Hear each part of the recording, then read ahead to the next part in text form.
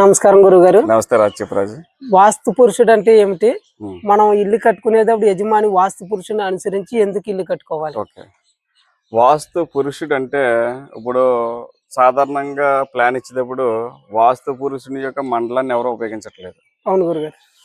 వాస్తు శాస్త్రమే వాస్తు పురుషుడి నుంచి వచ్చింది. ఓకే అండి. సింపుల్ గా పెన్న పేపర్ పెట్టి గీసి ఇచ్చడం తప్ప కానీ ఈ వాస్తు పురుషుని యొక్క మండలాన్ని ఎవరు ఇంప్రూవ్మెంట్ చేయట్లేదు. అవును గురుగారు. కానీ శ్రీచక్ర వాస్తులో వాస్తు పురుషుని యొక్క మండలాన్ని ఇంప్రూవ్మెంట్ చేస్తున్నాం.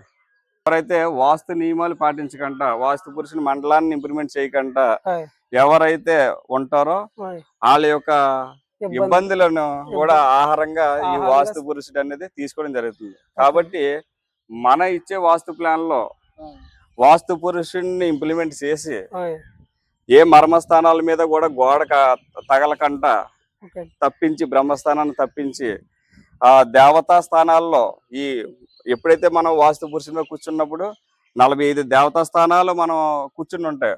ఈ 45 దేవతా స్థానాలలో ఏ దేవతా స్థానంలో గుమ్మం పడితే ఆ దేవత యొక్క ప్రభావమే ఆ ఇంట్లో ఉన్న వారి మీద ఉంటుంది.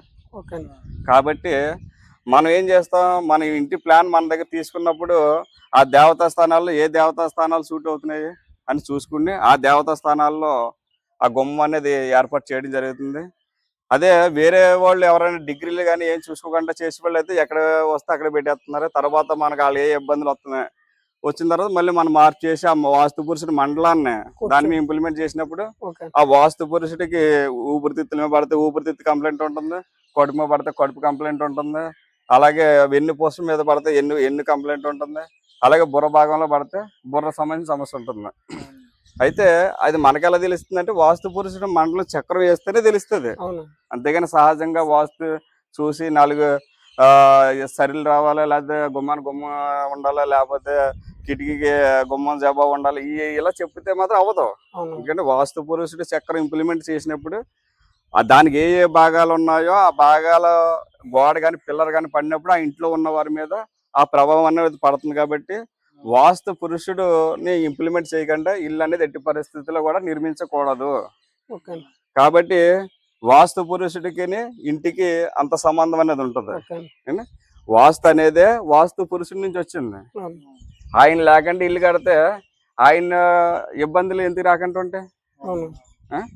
ఆయనకి ఆహారం వాళ్ళే కదా, ఇంట్లో ఉన్న వాళ్ళే కదా, అందుకనే సమస్యలన్నీ వస్తూ ఉంటాయి. ఎప్పుడు కూడా ప్లాన్ వేసుకునేటప్పుడు వాస్తు పురుషుని మండలాన్ని ఇంప్లిమెంట్ చేసుకోండి.